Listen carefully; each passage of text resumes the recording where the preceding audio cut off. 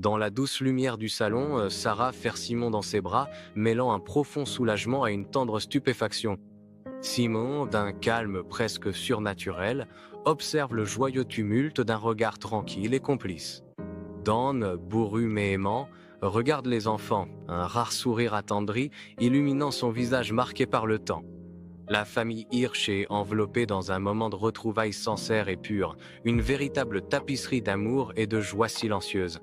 À la lumière tamisée d'une lampe de table, Lily et Eric tiennent Simon dans leurs bras, leur visage marqué par une anxiété palpable. Les yeux sombres et pénétrants de Simon se posent sur Sarah, sa frêle silhouette portant un poids immense et troublant. Sa voix d'enfant, étonnamment grave, brise le silence par une confession saisissante. « Je ne peux pas mentir, je suis connecté à deux réalités. L'une est Simon, l'autre est David. » À la lumière douce d'une lampe de table, Sarah, Lily, Eric et Dan partagent un moment calme et profond dans le salon. Une compréhension tacite passe entre eux, un lien silencieux se tisse dans la pièce éclairée par la lampe. Les derniers doutes sur la nature extraordinaire de Simon s'évanouissent, remplacés par une acceptation collective. Le visage de Lily rayonne, son expression illuminée par un profond sentiment de justification et de triomphe. Dans le calme du salon de la famille Hirsch, Dan se tourne vers Simon, le visage marqué par la confusion et la lassitude. L'air lourd vibre encore des échos des récents bouleversements, un contraste saisissant avec 8 années de silence. Le regard de Dan transperce Simon, une supplique désespérée de réconfort gravée dans tout son être. Sa voix, à peine un murmure, brise la tension. « Tu peux me promettre qu'il n'y aura plus de surprise ?» Son expression reste calme, presque sereine, défiant la tension qui règne dans la pièce. Aucune colère, aucune défensive, juste une certitude tranquille dans son regard alors qu'il commence à parler. Il déclare calmement « Je ne choisis pas mes actions, Dan.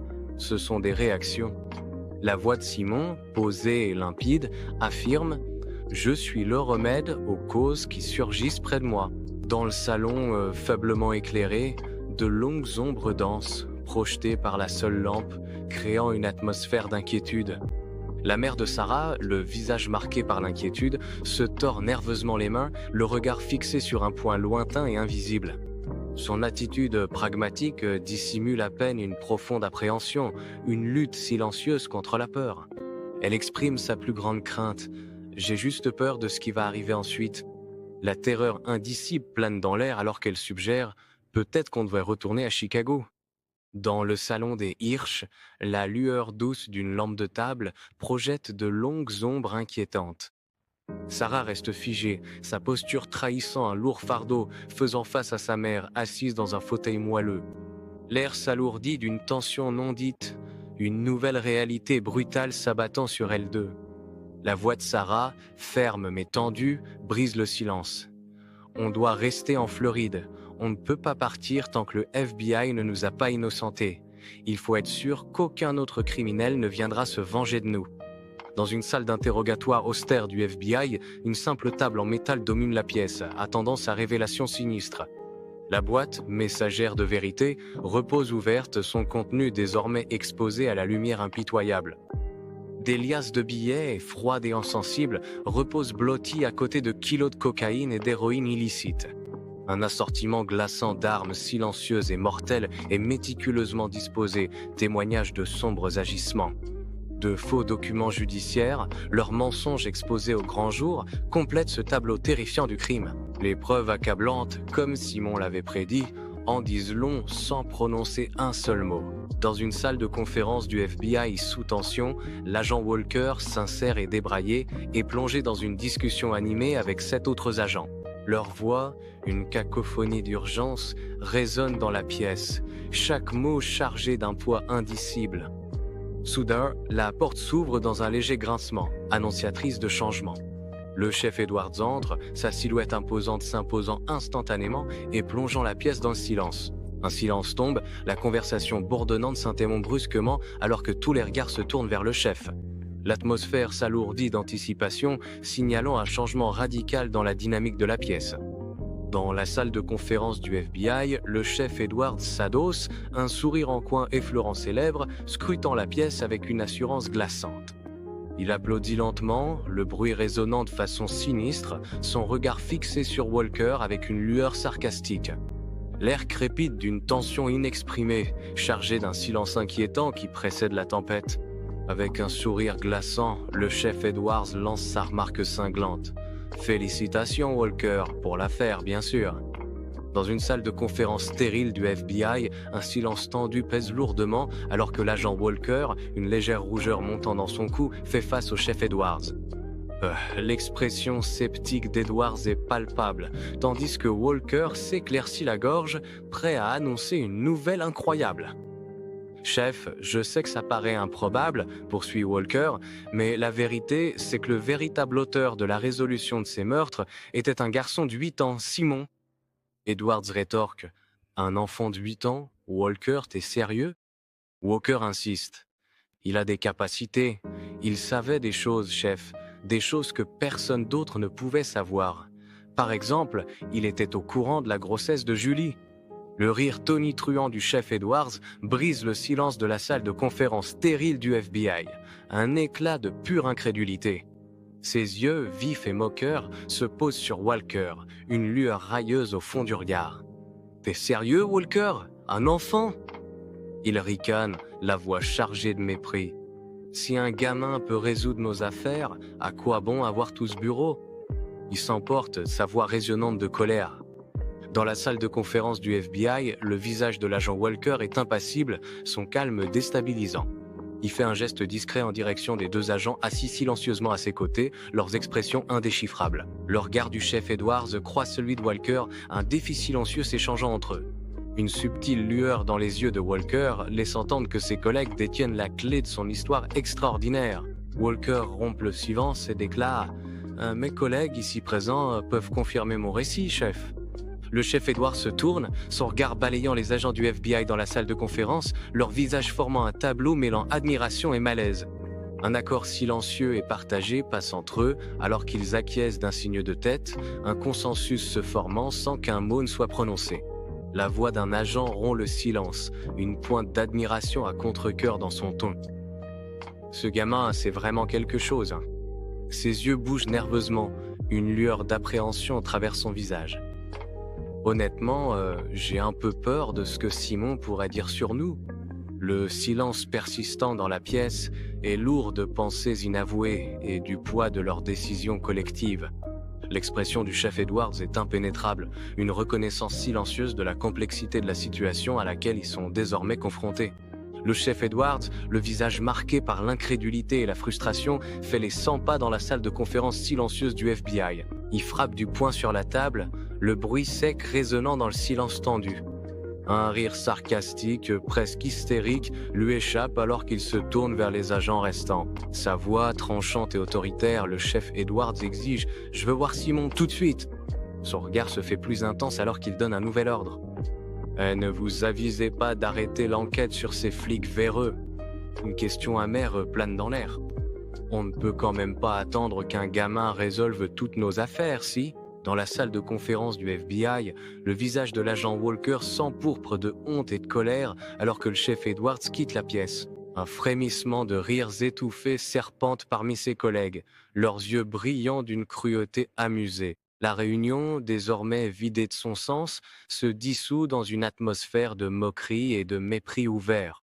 Walker reste isolé, le poids de leur moquerie l'écrasant dans la pièce soudainement immense. Dans le salon des Hirsch, la douce lueur des lampes diffuse une lumière apaisante alors que la famille se détend après une journée tendue. Le regard de Sarah est fixé sur Simon, une admiration silencieuse dans les yeux, reconnaissant sa force inattendue. Il a traversé la crise avec un sang-froid remarquable, incarnant à ses yeux l'homme de la maison qu'elle n'attendait pas.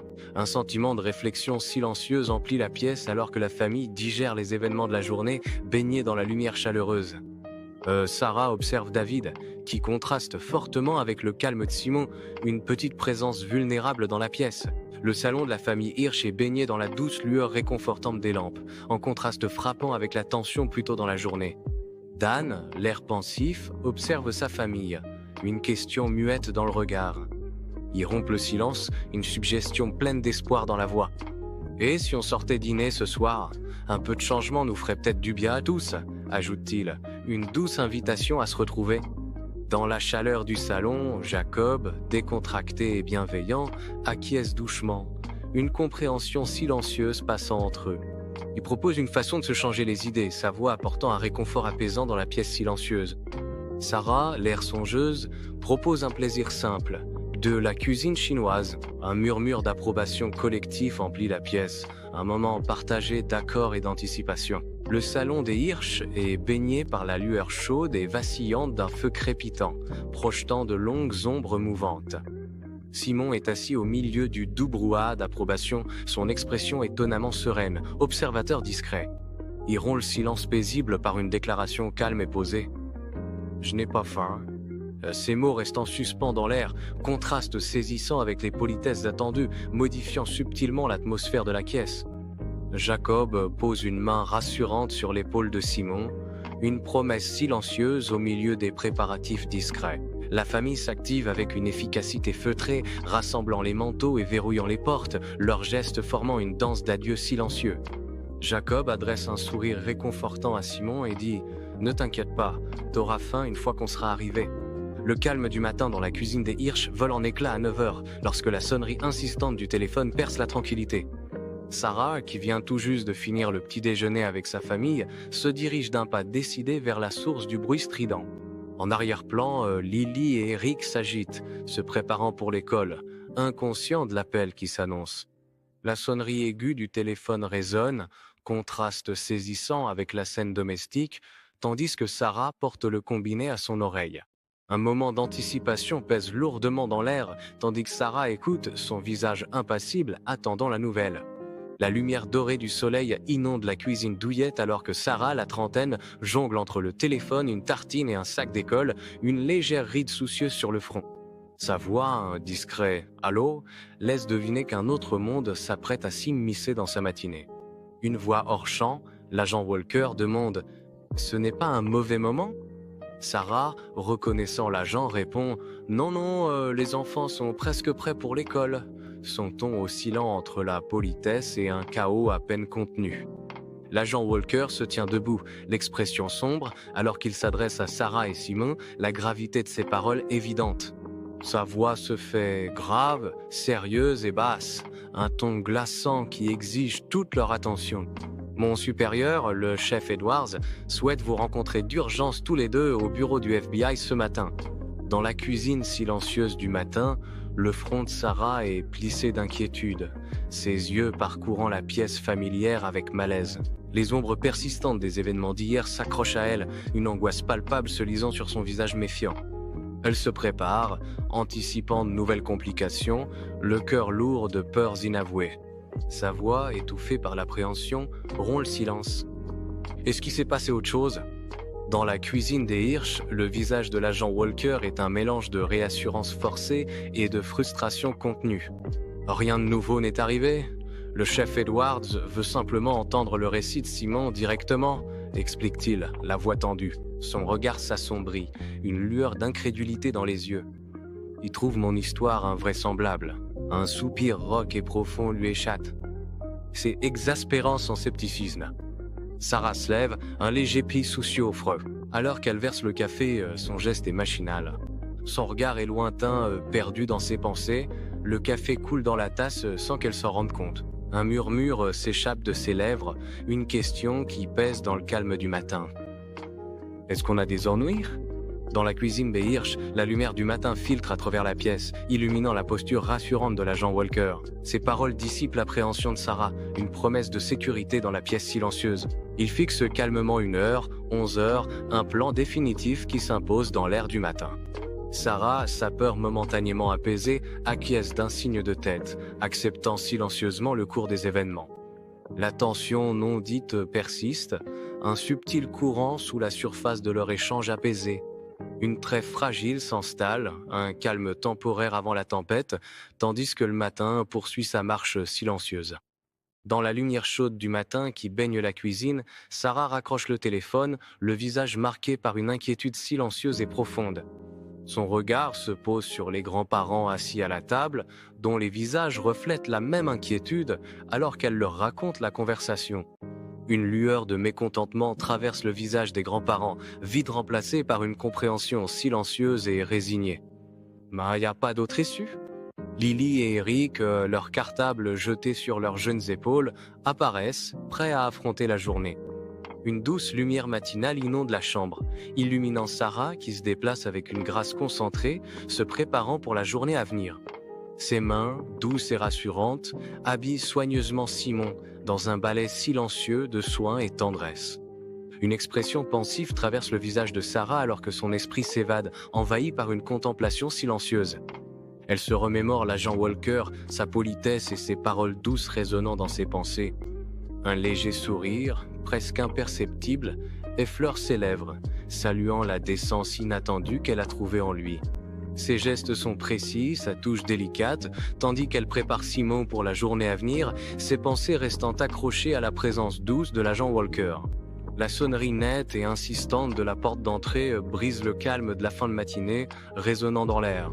Sarah et Simon, habillés avec une certaine anticipation, se tiennent près de la porte d'entrée. Sarah tend la main, l'allonge pour ouvrir la porte, un moment d'attente suspendu dans l'air. La porte s'ouvre vers l'intérieur, révélant une lueur d'embarras qui traverse ses traits. Il se tient devant eux, une présence inattendue, légèrement maladroite sur leur seuil. Le soleil de la fin de matinée baigne la maison des Hirsch d'une lueur chaude et accueillante, laissant entrevoir une façade sereine. L'agent Walker se tient devant la porte, son regard s'attardant sur Sarah, un léger sourire flottant sur ses lèvres. Sarah, posée et maîtresse d'elle-même, lui rend son salut, ses yeux laissant transparaître une pointe de savoir non dit. Un doux « Mademoiselle Sarah » de la part de l'agent Walker reçoit la réponse calme de Sarah. « Agent Walker, le chef vous attend. » L'agent Walker conduit Sarah et Simon, le silence dans la voiture étant chargé d'une tension non dite. Le ronronnement du moteur est le seul bruit, un bourdonnement constant face au malaise grandissant dans le véhicule. Le trajet de 20 minutes s'étire, chaque instant qui passe amplifiant la tension palpable dans l'air. Le siège du FBI en Floride apparaît à l'horizon, sa structure moderne et imposante se découpant nettement sur le ciel. La présence du bâtiment est une promesse silencieuse des défis qui les attendent à l'intérieur de ses murs. La voiture s'arrête devant l'édifice imposant, dernier instant de calme avant la tempête que sera leur mission. Le hall d'accueil du siège du FBI bourdonne d'activité, une ruche où agents et responsables évoluent avec une détermination sans faille. Walker, figure d'autorité, guide Sarah et Simon à travers la foule animée, leurs pas déterminés. Au milieu de ce chaos organisé, une urgence palpable flotte dans l'air, témoignage silencieux de l'enjeu crucial. Leur trajectoire est sans détour, une ligne droite tracée vers l'impressionnant bureau du chef Edwards. La traversée du cœur du bâtiment du FBI est une symphonie silencieuse de pouvoir et de décisions imminentes. Dans le bureau du chef Edwards, Walker désigne les chaises, invitant silencieusement Sarah et Simon à s'asseoir. Ils se tournent, un sourire professionnel gravé sur le visage, prêt à annoncer leur présence. « Je vais prévenir le chef et je reviens tout de suite », dit Walker, sa voix calme et rassurante. Après un dernier regard, il quitte la pièce, laissant Sarah et Simon dans l'attente. La porte se referme derrière lui dans un déclic, laissant une tension silencieuse dans la salle de réunion. Sarah et Simon échangent un regard, une compréhension silencieuse passant entre eux alors qu'ils attendent. Dans la salle de réunion stérile, les yeux de Sarah croisent ceux de Simon, un doux sourire encourageant et illuminant ses lèvres. Elle se penche légèrement vers lui, sa présence servant d'encre rassurante dans cette atmosphère tendue. Son regard soutient le sien, une promesse silencieuse de soutien indéfectible. Sa voix, un doux murmure, rompt le silence. « Sois simplement toi-même, Simon. J'ai entièrement confiance en toi, » affirme-t-elle. « C'est ce qui fait que t'es toi. » Ces mots, une puissante source de réconfort dans la pièce silencieuse. Dans le bureau du chef Edwards, les yeux de Simon brillent de malice alors qu'il regarde Sarah, un contraste frappant avec son attitude habituelle. Son visage affiche une confiance absolue, une promesse silencieuse flottant dans l'air. La simple parole de Sarah porte un sens caché, signalant la présence invisible de David, un pacte tacite. La voix de Simon est teintée d'une assurance troublante. « Ne t'inquiète pas, Sarah, je sais exactement quoi dire et quoi faire. » Les doigts de Sarah, délicats et rassurants, effleurent le visage de Simon, une promesse silencieuse dans son geste. Son toucher est une caresse tendre, suivant les contours de sa mâchoire, puis glissant doucement dans ses cheveux. Simon prononce son nom, sa voix résonnant comme un écho déformé, mais Sarah reste imperturbable, son regard inébranlable. Une compréhension profonde s'installe dans ses yeux. Elle sait que c'est David et non Simon qui lui parle à présent. Son calme apparent dissimule la réalité troublante, sa main posée comme un phare de réconfort au milieu de la tourmente. Dans le bureau du chef, un drame silencieux se joue, témoignage d'un lien indéfectible. Dans le bureau du chef Edwards, un raclement de gorge soudain et sonore brise le silence tendu derrière Sarah et Simon. Sarah et Simon, surpris, se lèvent d'un bond, les yeux écarquillés par l'appréhension. Ils se tournent pour faire face à l'imposant chef Edwards, dont la silhouette massive projette une longue ombre. L'agent Walker conduit Sarah et Simon dans une vaste salle de conférence, l'air chargé d'anticipation. Le chef Edwards, au visage sévère et à la barbe fournie, se lève de la table, imposant le respect par sa seule présence. Il tend une main ferme à Sarah, un échange silencieux s'opérant entre eux au moment où leurs mains se rencontrent. Se tournant vers Simon, le regard du chef Edwards se fait plus perçant, une lueur de respect dans les yeux. « Ah, Simon, votre réputation vous précède ?» D'un geste invitant, il ajoute « Je vous en prie, asseyez-vous tous les deux », un léger défi dans la voix. La pièce vibre d'attente inavouée, tandis que Sarah et Simon s'apprêtent à s'asseoir. Autour d'une table brillante, le chef Edwards, sévère mais accueillant, désigne un plateau de boissons. Sarah, les yeux vifs et curieux, demande poliment un verre d'eau, une pointe d'anticipation dans le regard. Simon, le visage impassible, refuse les rafraîchissements, ses yeux inébranlables parcourant la pièce. L'air crépite d'intentions inavouées, tandis que chacun prend place, la réunion sur le point de commencer. Dans le bureau du chef Edwards, un ordre silencieux est donné pour du café et de l'eau, prélude à une discussion tendue. Le chef Edwards se tourne, son regard désormais fixé sur Sarah, une question muette flottant dans ses yeux. L'air crépite de mots non dits, tandis que le chef Edwards attend la réponse de Sarah. Il rompt le silence, sa voix ferme mais respectueuse. « Ai-je votre permission de m'adresser directement à Simon ?» Le poids de ces mots pèse lourdement, exigeant une décision de la part de Sarah. L'expression de Sarah reste impénétrable, ses pensées dissimulées dans la tension silencieuse de la pièce. Dans la salle de conférence du chef Edwards, les yeux de Sarah, emplis d'une question silencieuse, croisent ceux de Simon. Simon lui adresse un léger signe de tête rassurant, répondant ainsi à sa question muette.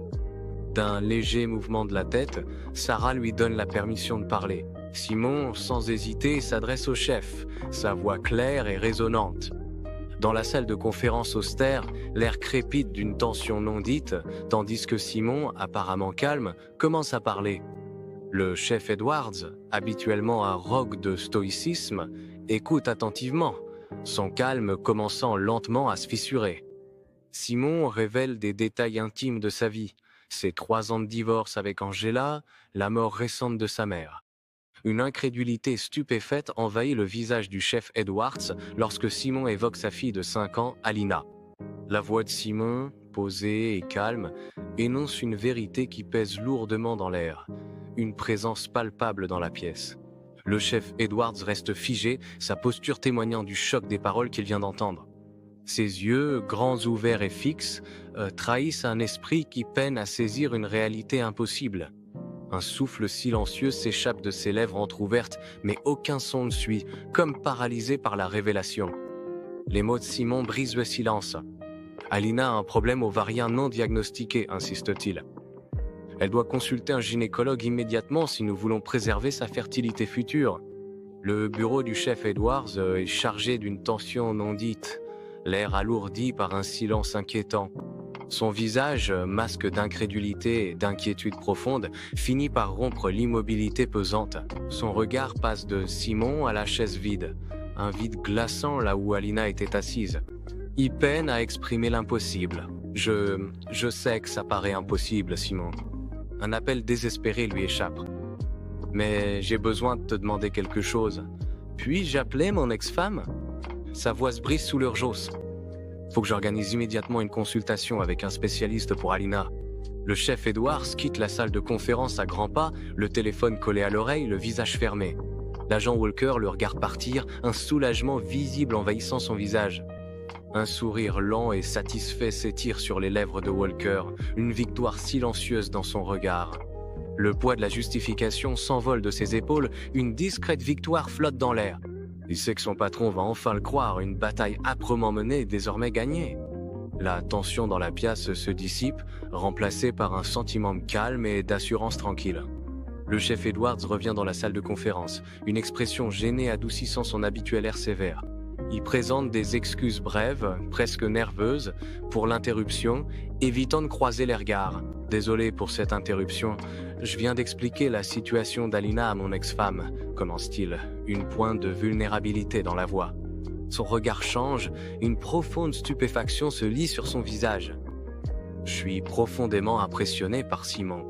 Il se tourne vers Walker, une excuse sincère se dessinant sur ses lèvres. « Hé Walker, je m'excuse pour mes moqueries de tout à l'heure. » Un lourd silence s'installe, le poids de ses mots planant sur la pièce. Un lourd silence s'installe dans la salle de conférence, chargé de pensées inavouées et de tension. Le regard de Simon ne vacille pas, sa voix est calme et posée, alors qu'il rassure le chef Edwards. Il affirme que l'avenir d'Alina est prometteur, un rendez-vous chez le docteur Levy étant prévu dans seulement 2 heures. Le chef Edwards observe Simon, partagé entre l'incrédulité et l'émerveillement, stupéfait par ses paroles. Simon se penche en avant, sa voix se fait basse et pressante, révélant l'emplacement précis d'un terroriste de grande valeur. Le chef Edwards et Walker échangent des regards stupéfaits, leurs yeux s'écarquillant face à l'importance capitale de cette information. Ils détaillent 5 autres terroristes accompagnant El Maliki, une liste glaçante de dangers imminents. Un virus violent caché dans une guitare et leur secret mortel, une révélation qui glace l'atmosphère. Une rue de banlieue paisible se déploie, tranquille et pittoresque, sous la lumière éclatante du jour. La caméra glisse lentement vers une maison modeste, dont la façade laisse deviner des secrets enfouis. À travers une fenêtre, le léger scintillement d'un écran de télévision trahit un drame discret et invisible à l'intérieur. Le calme idyllique de la rue dissimule les événements extraordinaires qui se déroulent derrière les portes closes. Dans le salon des Hirsch, le jeune Simon, aux yeux bruns profonds, est assis en tailleur sur le sol. Une tapisserie complexe de schémas élaborés et de coupures de presse s'étale autour de lui, une toile de mystère. Sarah Hirsch, sa mère, se tient à proximité, les yeux rivés sur lui, un mélange d'inquiétude et d'admiration sur le visage. Le petit doigt de Simon pointe un article de journal, un détail unique dans un vaste mystère non résolu. Le titre du journal hurle « Un crime non élucidé », ces mots sombres tranchant avec le calme de Simon. Sarah observe, une question muette dans les yeux, tandis que son fils s'aventure dans le monde des mystères d'adultes.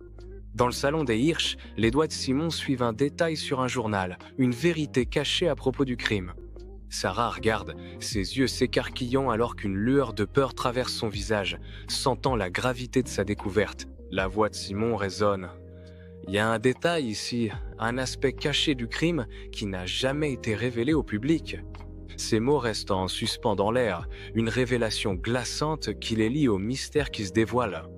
Le regard de Sarah est fixe, sa peur initiale laissant place à un profond malaise et une angoisse grandissante. Le journal repose entre eux, témoignage silencieux d'un secret mis au jour aux implications troublantes. Dans le bureau austère du directeur du FBI, le directeur Fleming, figure d'autorité calme, regarde un flux vidéo.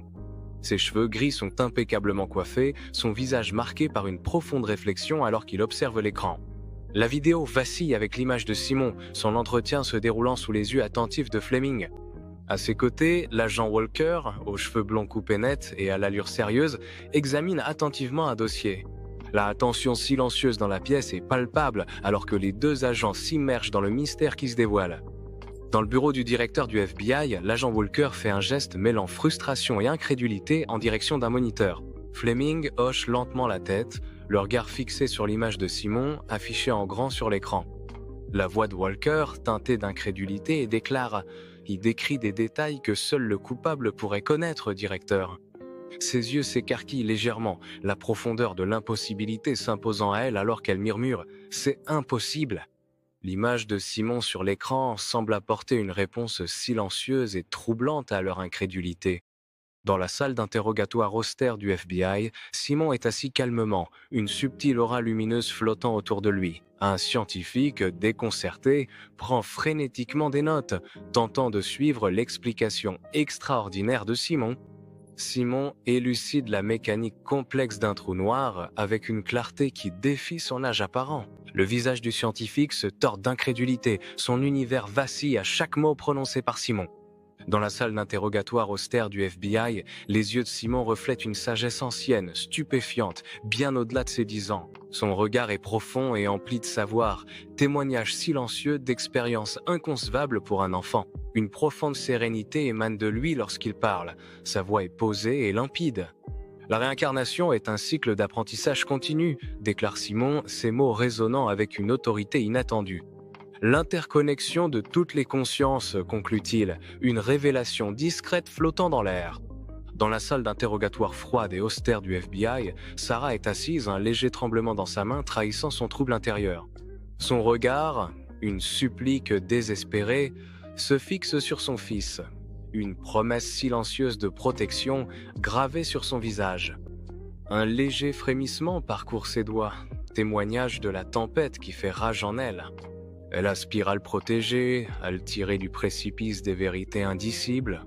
Pourtant, une part glaciale de son esprit reconnaît l'écrasante et indéniable vérité de ses paroles. Ses yeux, grands ouverts et scrutateurs, suivent chacun de ses gestes. Un combat silencieux se joint dans leur profondeur. Dans une salle de conférence du FBI faiblement éclairée, des équations complexes et des cartes astronomiques brillent sur un grand écran, projetant une lumière étrange. Des scientifiques et des agents du FBI sont plongés dans une discussion animée, leurs voix se mêlant dans une cacophonie d'urgence. Un scientifique agité gesticule frénétiquement vers l'écran, sa passion attisant l'atmosphère tendue. Sa voix perce le vacarme. Sa compréhension de la physique théorique est sans précédent. Dans la salle de conférence stérile du FBI, l'agent Walker fait les 100 pas avec des mouvements vifs et nerveux, sa frustration étant une tempête visible. Fleming se tient près de la fenêtre, présence silencieuse et attentive, son regard balayant la pièce et ses occupants. Son immobilité pèse lourd, contrastant vivement avec l'énergie fébrile de Walker, une tension muette emplissant l'air. La voix de l'agent Walker brise le silence, son incrédulité se lisant sur son visage. Mais comment? Il a 10 ans? Sa voix monte, soulignant l'absurdité de la situation. Il n'y a aucune explication logique. Un panorama à couper le souffle de Vancouver se déploie, une tapisserie vibrante de vie urbaine s'étendant jusqu'à l'horizon. La ville vibre d'une énergie palpable, chaque rue et chaque bâtiment témoignant d'une existence trépidante. La lumière du soleil danse sur les façades vitrées, transformant les tours en balises étincelantes. Une normalité paisible imprègne l'air, un calme trompeur avant une tempête invisible. Le paysage urbain brille sous la lumière éclatante du jour, laissant deviner des secrets cachés sous sa surface polie. Chaque détail de la ville animée semble retenir son souffle, attendant un bouleversement dramatique imminent. Des véhicules de secours, flous sous les gyrophares, déchirent les rues de Vancouver, leurs sirènes hurlant de façon perçante. Les sirènes stridentes déchirent l'air, créant une symphonie frénétique d'urgence et de chaos imminent. Les piétons s'éparpillent dans toutes les directions, leurs visages déformés par la peur brute, une vague de panique se propageant. Chaque visage raconte une histoire de terreur soudaine, leurs yeux écarquillés d'incrédulité à l'approche du danger. La rue, autrefois animée, se transforme en une scène de chaos, un tableau glaçant de la vulnérabilité humaine. Une maison lourdement fortifiée se dresse, ses fenêtres sombres et inhospitalières laissant deviner le danger à l'intérieur. Des équipes du SWAT et des agents du FBI encerclent le périmètre, leurs armes prêtes à intervenir. Des tireurs d'élite sont positionnés stratégiquement sur les toits voisins, leurs lunettes braquées sur la planque, en alerte. L'air est chargé d'une tension palpable, une promesse silencieuse de l'affrontement imminent. Un soldat avance avec une précision calculée, sa silhouette se découpant comme une ombre contre le véhicule blindé. Il prend sa position assignée, ses yeux scrutant la façade lugubre de la planque terroriste. Le front de l'agent Walker se plisse d'une inquiétude intense alors qu'elle parle d'une voix urgente dans sa radio, sa voix basse, presque suppliante. Ses yeux parcourent nerveusement le périmètre désert de la cachette terroriste, à l'affût du moindre signe de danger. Sa voix, tendue par l'urgence, révèle la vérité glaçante. Ils ont le virus caché dans une guitare. Une prise de conscience terrifiante s'impose alors qu'elle prévient « Des milliers de personnes pourraient être infectées en quelques minutes ». Le poids de la catastrophe imminente s'abat sur elle, son regard fixé sur la planque menaçante. Le directeur Fleming arrive à la cachette des terroristes, le visage marqué par une détermination sombre. Ses yeux balaient la scène chaotique, le poids de la situation critique pesant lourdement sur lui. L'air crépite de tension tandis qu'il observe les conséquences, reconnaissant silencieusement le danger. Un bref regard inquiet s'échange entre Fleming et l'agent Walker, une compréhension sombre et muette. Les mots non dits pèsent lourd, un fardeau partagé de responsabilité dans leurs yeux. La mâchoire de Fleming se serre, prêt à affronter la réalité éprouvante qui se déroule devant lui. Des soldats en tenue tactique avancent avec une précision maîtrisée, le visage fermé et marqué par une détermination d'acier. Leur regard concentré révèle la gravité de leur mission périlleuse, reflétant une détermination silencieuse. Chaque mouvement est calculé et délibéré, témoignage du danger imminent qui les attend.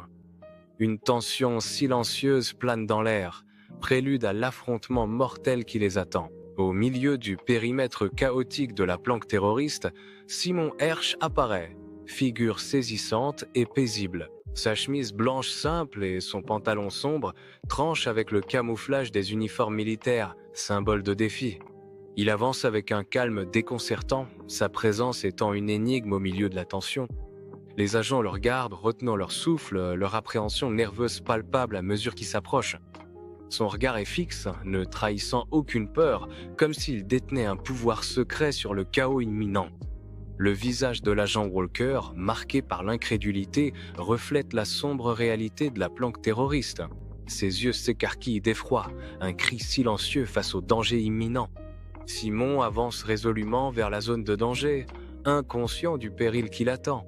Walker lui fait frénétiquement signe de s'arrêter, ses gestes désespérés et urgents. Pourtant, Simon poursuit sa marche implacable, silhouette déterminée sur fond de menace.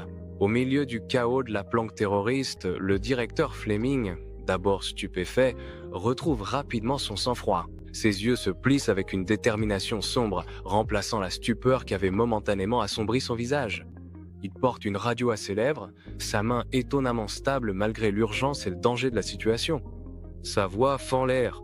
« Restez en position, n'engagez pas l'enfant ».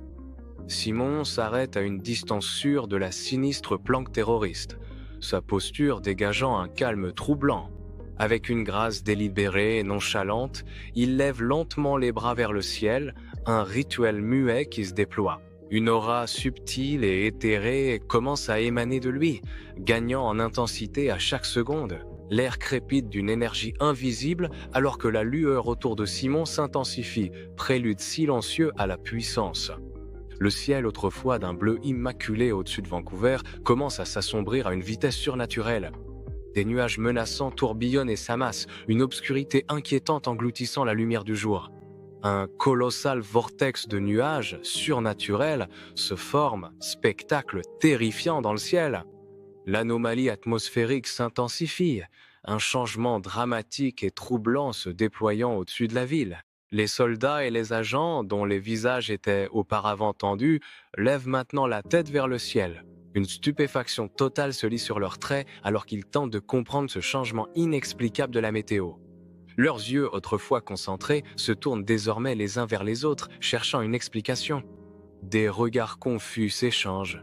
Une question muette plane dans l'air, une incertitude partagée. Ils restent figés, incertains quant à la manière de réagir face à ce bouleversement soudain et déroutant de leur monde.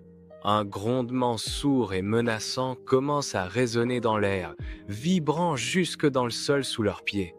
Le bruit s'intensifie, un grondement profond et résonnant venu du ciel qui secoue la terre avec une force croissante.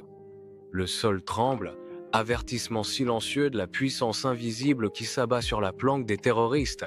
La force invisible s'accumule, la terre elle-même gémit sous ce poids de plus en plus terrifiant. Un unique point de lumière perçant s'allume dans les sombres nuages menaçants au-dessus de la planque des terroristes. La lumière éclatante s'intensifie, sa lueur s'étend rapidement, menaçant de consumer l'obscurité. La lumière se transforme en une colonne de feu aveuglante, descendant à une vitesse terrifiante. La colonne de feu vise directement la planque, telle une lance enflammée venue des cieux. La descente enflammée projette une lueur apocalyptique, illuminant la cachette terrorisée en contrebas. La colonne de feu plonge vers sa cible, une force de destruction irrésistible. Une colonne de feu brûlante, une entité monstrueuse, s'abat sur la planque des terroristes avec une force inimaginable. Un rugissement assourdissant déchire l'air, faisant vibrer le sol lui-même alors que le bâtiment explose. En un instant, la structure est engloutie par un maelstrom de flammes déchaînées et de débris éclatés projetés vers le ciel. Le sol tremble violemment, témoignage de la puissance destructrice brute déchaînée sur la planque. Une puissante onde de choc traverse l'air, provoquant une violente secousse à travers la cachette des terroristes. Les agents sont violemment projetés au sol, leur corps roulant au milieu du chaos soudain. Un colossal nuage de poussière et de fumée jaillit, obscurcissant le ciel et engloutissant toute la scène. L'édifice, autrefois imposant, n'est plus qu'un tas de gravats engloutis par les tourbillons opaques de l'après-coup. Le visage de l'agent Walker, marqué par l'horreur, reflète l'enfer qui fait rage devant elle, témoignage de la destruction. Sa bouche reste béante, un cri silencieux de stupeur et d'angoisse s'échappant de ses lèvres, tandis que les flammes se reflètent dans ses yeux. Elle est totalement sans voix, son esprit peinant à comprendre le spectacle dévastateur qui se déroule sous ses yeux. La chaleur de l'incendie la submerge, rappel brûlant des événements catastrophiques auxquels elle vient d'assister. Au milieu des décombres de la planque terroriste, le directeur Fleming reste figé, son autorité calme brisée par la dévastation. Ses yeux, écarquillés de stupeur, parcourent l'impossible réalité qui s'offre à lui. Une scène de destruction totale. Son esprit vacille, peinant à accepter l'horrible vérité de ce qu'il voit. Dans un grondement sourd, ses mains se crispent en poings serrés, témoignage silencieux de son tourment intérieur. Les soldats, autrefois déterminés, restent maintenant pétrifiés dans le silence, leur mission momentanément oubliée. Leurs armes, jadis tenues avec une détermination sans faille, pendent désormais mollement, abaissées face à une force invisible. Leurs yeux, écarquillés par un mélange puissant de peur et de stupeur, trahissent la force écrasante dont ils ont été témoins. Tous les regards se tournent vers Simon, une supplique silencieuse d'explication se lisant sur leurs visages déconcertés. Sous un ciel qui se déforme et tourbillonne, Simon abaisse lentement les bras, imposant silencieusement son ordre au chaos. Les nuages sombres, autrefois menaçants, se dissipent sous l'effet d'une force invisible, dévoilant un ciel paisible. Il reste immobile, le visage impassible, comme si l'extraordinaire était devenu banal. Le monde retrouve sa normalité, mais dans le regard inébranlable de Simon subsiste une puissance glaçante. Un plan large et dévastateur révèle les séquelles fumantes là où se trouvait autrefois la planque des terroristes. Un cratère béant balafre désormais la terre, témoignage d'une destruction totale. Un silence étrange pèse lourdement dans l'air, seulement troublé par le crépitement doux et persistant des braises. La fumée s'élève paresseusement des ruines, dessinant un tableau sinistre sur ce paysage désolé. Dans la planque des terroristes, l'agent Walker tourne lentement la tête, son regard se posant sur Simon. Son habituel sérieux laisse place à un mélange troublant de profonde stupeur et de peur paralysante. Ses yeux, écarquillés par l'incrédulité, reflètent la terrifiante réalité de l'instant. Un frisson la parcourt alors qu'elle fait un pas hésitant, presque involontaire vers lui. L'air crépite d'une tension inexprimée, une bataille silencieuse faisant rage à l'intérieur de l'agent Walker. Le directeur Fleming reste figé, le regard rivé sur Simon, une horreur naissante dans les yeux. L'air crépite d'une énergie invisible, témoignage silencieux de la puissance terrifiante de l'enfant. La compréhension de Fleming s'approfondit, tordant ses traits en un masque de stupeur et d'admiration.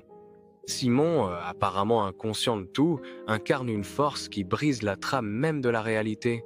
L'esprit de Fleming s'emballe, luttant avec l'impossible, l'inconcevable vérité qui se tient devant lui. Une prise de conscience glaçante s'empare de lui.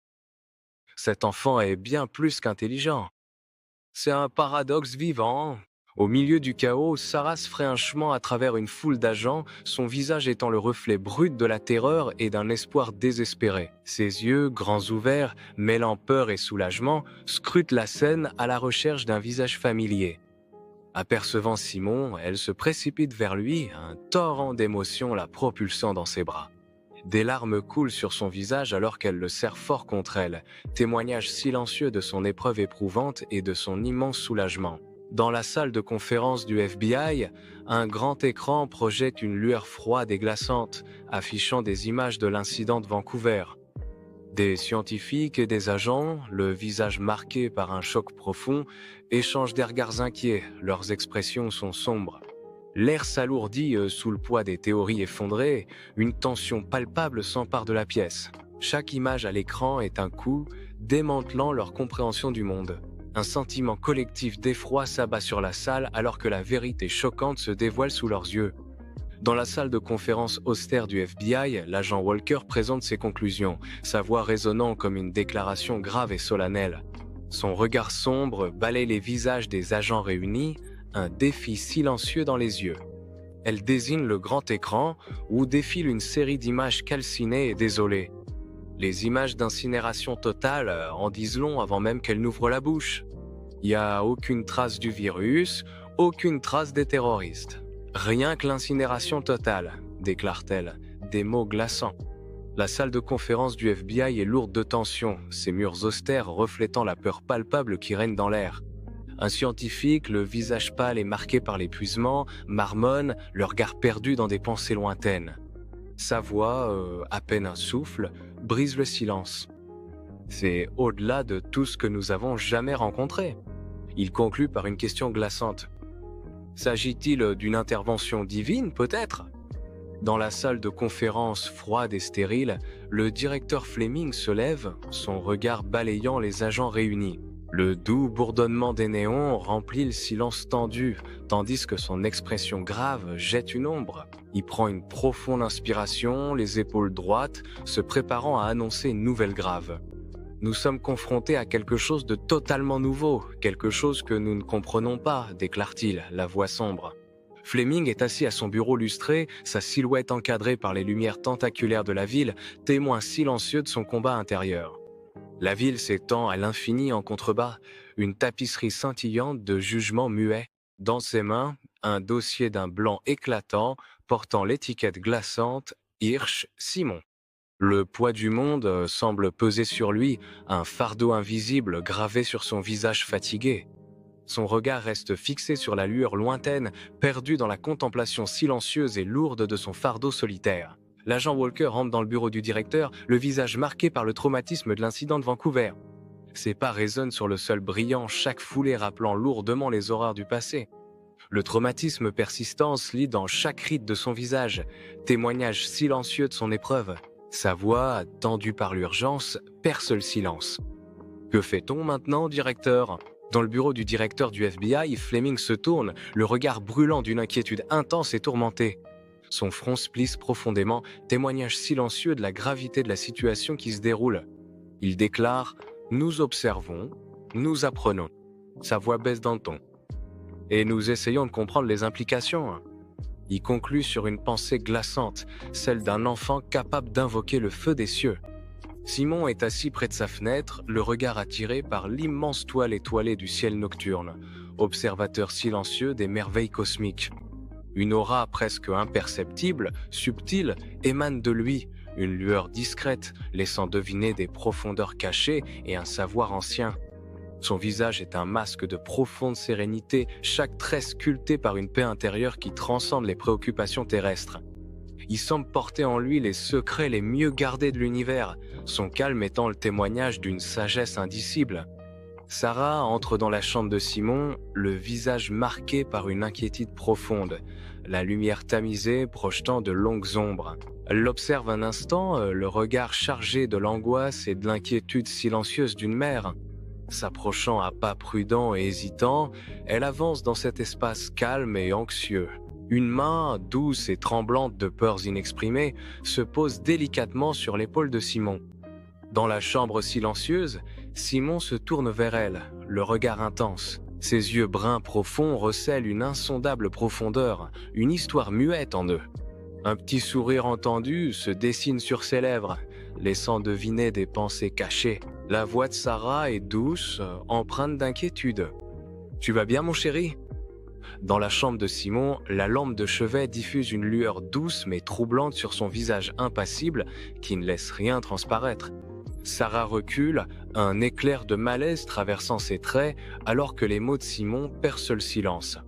Son regard reste fixe. Simon prononce d'une voix glaciale « Je ne fais que ce qui est nécessaire, maman ». La profondeur inattendue de sa déclaration pèse lourdement. Une tension palpable s'installe entre eux. Les yeux de Sarah trahissent un profond malaise, une lutte silencieuse face aux implications de sa froide détermination. Un montage frénétique d'actualité mondiale défile, chaque image n'étant qu'un flou éphémère de sensationnalisme et de peur destiné à provoquer la panique. Des textes en gras et alarmants s'affichent à l'écran. Enfant miracle de Vancouver ou Divinité. Un autre titre s'affiche aussitôt, tout aussi inquiétant. L'énigme Hirsch, menace ou sauveur. Un résumé glaçant s'ensuit, ancrant la peur mondiale, panique globale face au pouvoir de l'enfant. Le monde est en ébullition, une cacophonie de spéculation et de peur, alors que le cycle médiatique sombre dans le chaos. Un tourbillon d'images d'actualité défile, capturant la réaction fulgurante du monde face à l'existence troublante de Simon. Des manifestants défilent avec des pancartes revendicatrices, leur voix inaudible résonnant comme un appel mondial à des réponses. Des individus s'agenouillent en prière, leurs visages sont un mélange de peur et d'espoir désespéré, cherchant du réconfort. Des débats enflammés éclatent à l'écran, les experts s'affrontent avec passion, leurs paroles formant une cacophonie de confusion. Des scientifiques, le front plissé et déconcerté, participent à des tables rondes, leur expertise impuissante face à l'inconnu. Le siège imposant du FBI se dresse sous la lumière du jour, un monolithe vibrant désormais d'une énergie urgente et palpable. Des véhicules, aussi bien clandestins qu'officiels, affluent dans les allées animées et en ressortent, formant un flot ininterrompu d'activité. Des agents, le visage marqué par une détermination sombre, se déplacent avec une urgence désespérée, leur pas rapide et assuré. Les portes automatiques s'ouvrent et se ferment en sifflant, un rythme incessant qui accompagne l'entrée et la sortie précipitée des agents fédéraux. Tout le bâtiment vibre d'une nouvelle intensité, un bourdonnement silencieux d'opérations cruciales derrière sa façade de pierre. Une énergie palpable émane même des pierres, laissant deviner une crise qui se joue au cœur de l'agence. L'agent Walker parcourt d'un pas assuré le couloir animé du FBI, leur regard fixe et déterminé. D'autres agents passent en coup de vent, leur conversation feutrée formant un bourdonnement de fond à sa marche résolue. Les visages se tournent sur son passage, mêlant respect et appréhension dans leurs expressions. Elle avance avec une détermination indéniable, telle une force de la nature traversant le labyrinthe bureaucratique. Dans le bureau du directeur du FBI, le directeur Fleming se tient devant une immense carte du monde, son doigt traçant une ligne à travers un continent. Il se retourne, le regard résolu, une lourde vérité pesant sur son visage. Le monde soupçonne, et il a raison, Simon Hirsch dépasse en effet la compréhension humaine, déclare-t-il, sa voix empreinte d'une certitude glaçante. La caméra recule lentement, laissant le directeur Fleming plonger dans une profonde réflexion, le poids de ses paroles flottant dans l'air.